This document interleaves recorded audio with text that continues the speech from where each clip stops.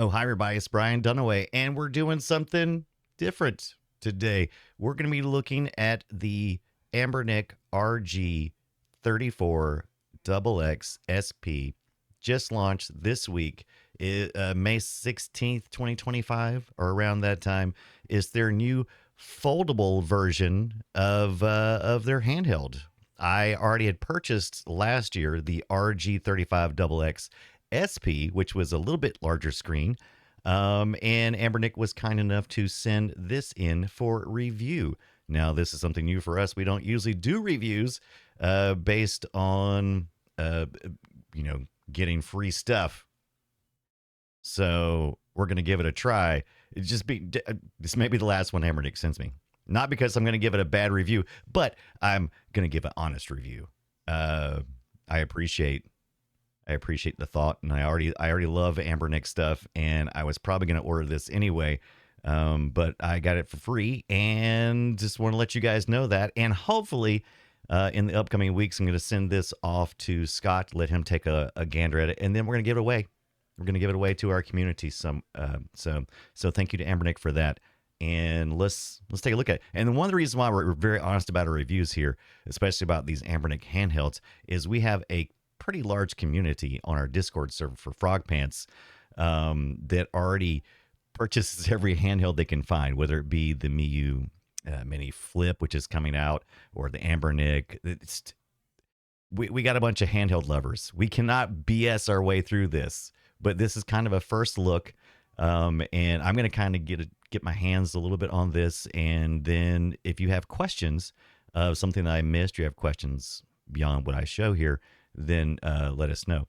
So if you go to Anbernic's website right now, these are running about $59.99 plus shipping. Probably going to set you back to about $79 if I had to guess. That's typically what I end up paying when I order Anbernic. And you can get these if they're stocked in the warehouse in the U.S., which is where I usually try to order from since I'm located in the U.S. Maybe better if you live outside the U.S. right now. I got some tariff stuff going on that I do not think is impacting things currently, but could shortly. But $60, which was pretty close to the price of the first one they released. So everything seems to be smooth sailing currently. Here's some specs right here. It does come in several colors.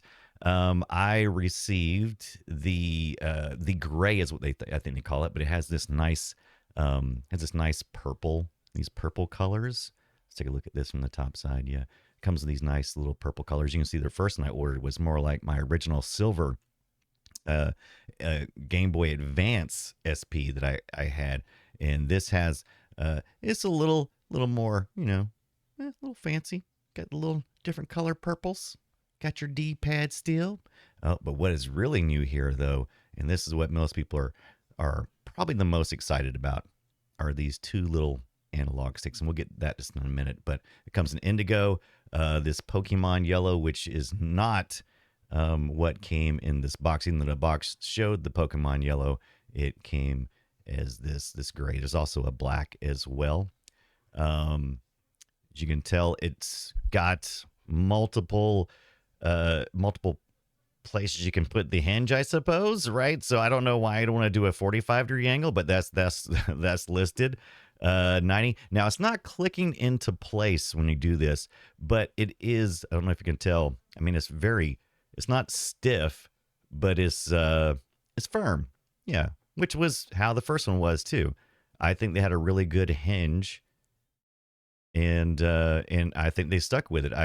I've had this for over a year, and I've played with it. I've flipped it open many times, just carelessly flicking it open. Keep it by the bedside typically. Sometimes I'll throw it in my pocket and take it with me on trips. And it's held up pretty good. I haven't seen too many people. I've seen a few people have trouble with it, but for the most part, it seems like it hasn't been a tragedy, which is what we all worried about when they first started talking about all these hinge devices. Look at that alloy axle, whatever that means. Now, this is a little smaller screen than the 35. You can tell this, I'm assuming that is 3.4 versus the 3.5, which I'm assuming is what those numbers stand for. Is this a little bit different aspect ratio too? It looks like maybe it is. Looks like the old one is maybe closer to 4x3, and this new one looks more 3-4, right? Kind of like the screens. I'm gonna have to look that up. I'm not 100% sure on that, but that does seem to be. Of course, there's a little bit more bezel. There's no bezel. Oh, let me turn this on real quick. Let me turn the old one on so you can see. Oh, that's not a very good example. That's a terrible example of what it might look like. Let me see. You can't quite tell the bezel because of how that is, but there is a bezel around the old one, and this one, the new one, seems to be to the edge. So even that, some of this black here is actually, not screen. It's just it's black plastic. That's what it is. There's 3:2 classic retro ratio, 720p HD pixel. Okay, I don't know what import Japanese dome is, but this is some of the language you're getting down here. Imported Japanese metal dome. I don't know what that is, but I like it. Now, this is where it really shines. This is the thing people were asking for. Every time one of these Anbernics comes out, someone's always asking, but why not analog sticks? And typically I'm like, well, why would you want an analog stick on a device that's basically the form factor is more like a Game Boy SP? I don't know why you want that, but some people like to choices for everything. Myself, I like the more single purpose the device, the happier I typically am. But I will say this: I like how these buttons. I like how these analog sticks feel. They feel good. They're bouncy. They pop right out. I can't say how they'll play in the games, but from touch feel, they're kind of neat, and I kind of like how they're sunken in. You can see here, they're kind of like sunk into the unit itself. Oh, the speaker's right there in the middle too. I didn't. Is that? No, I was waiting on the one too. So it can really blast you right in the face, right? So yeah, I actually like how those feel, and it's got the push as well. Like you can push down on it. It almost feels it's kind of the size and the feel of the old PlayStation, the PSP slide sticks. You remember those? It kind of feels like the size of that, but it's not sliding. It's just a standard analog stick there. Okay. Well, I like that. But if you have a game you want me to specifically try, I can't think of any games that would have been on the Game Boy Advance that I would, specifically the SP, that I would think about analog sticks. But maybe some PSP games might be maybe where the jam is, because the screen's pretty close to that too, right? The form factor's not right, but maybe I'll take a little deeper look into that. Now, just like the original one, you have two slots for memory. This one happens to be on each side of the device instead of like on the original. On the original, it was in the front. Now you got to be careful with these darn memory cards because they're spring loaded. And when you push them, boy, they will escape. Luckily, you won't have to do that too often. Looks like they kept the headphone plug on the front. It does not look like in the original one, which is in my left hand. You can see there's a single screw that allows you to access the battery. Not so in the new one, which I think is interesting.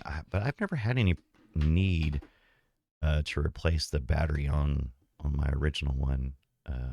Looks like I said, looks like the memory cards are on each side. There's one on each side.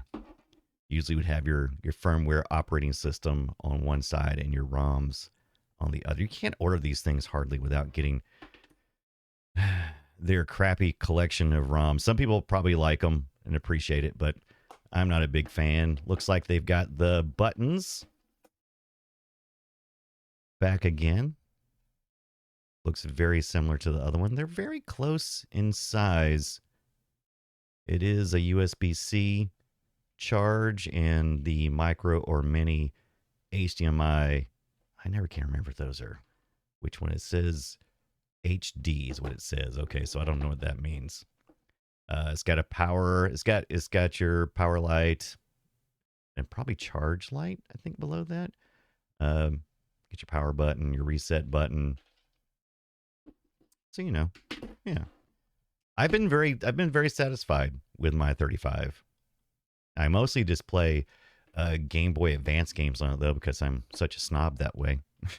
I like to I like to play the thing. Oh yeah, by the way, one of our community members the last time when we got these, they made this amazing resin controller holder for the Play Retro show. Look how beautiful that is. Is that just not awesome? If you 3D printer out there, you can there's tons of these out there, but I think this might have been custom made. I'm trying to, oh my god, I'm blanking on the name. I apologize. Please forgive me. I'll go back through my history because when we talk about this in the Play Retro show, again, I want to make sure that I get it right. But yeah, I love that. It is solid. That is a chunk. That thing is 100% solid. There is no, they did not drill out that thing and get rid of the extra resin. It is heavy duty, and I love it. There is a vibration motor in the new one, which is interesting. We just talked about Drill Dozer this past week on the Play Retro show. Is it last week? I think it was. So I'm interested in that. I've never made use of the multimedia applications on any of these devices. I think except for the very first one, I loaded up the original Dungeons and Dragons cartoon because I just wanted to see ebook reader. I suppose it's nice to have these little things. Maybe there's somebody's out there making use of it. 6-hour battery life. I would say that's probably pretty accurate. Most of my gaming sessions are maybe on most of these devices are typically no more than an hour, maybe 2 hours, and I may do it a couple of times in a day. So I've never reached that 6-hour mark. They're so small, and I've got some pretty large hands. I would definitely be suffering if I played for that long. But oh my God, these things are just fold that thing right up and put it in your pocket. You got a dentist appointment or a doctor's appointment that day, or you got to wait on some kids or something. Man, this is my go-to action. And at 59, 99, $70, it's a no-brainer. I never used it in this capacity either. This is some good marketing by Anbernic. Screencasting turns it into you don't really cast. I think maybe you can cast. I haven't ever tried it that way, but it does have Bluetooth and Wi-Fi, so I suppose that's maybe possible. But it looks like they're just using the HDMI cable and plugged it in there, and then using hooked up. Oh my God, what kind of controllers are some of these controllers? Looks like a variety of different things.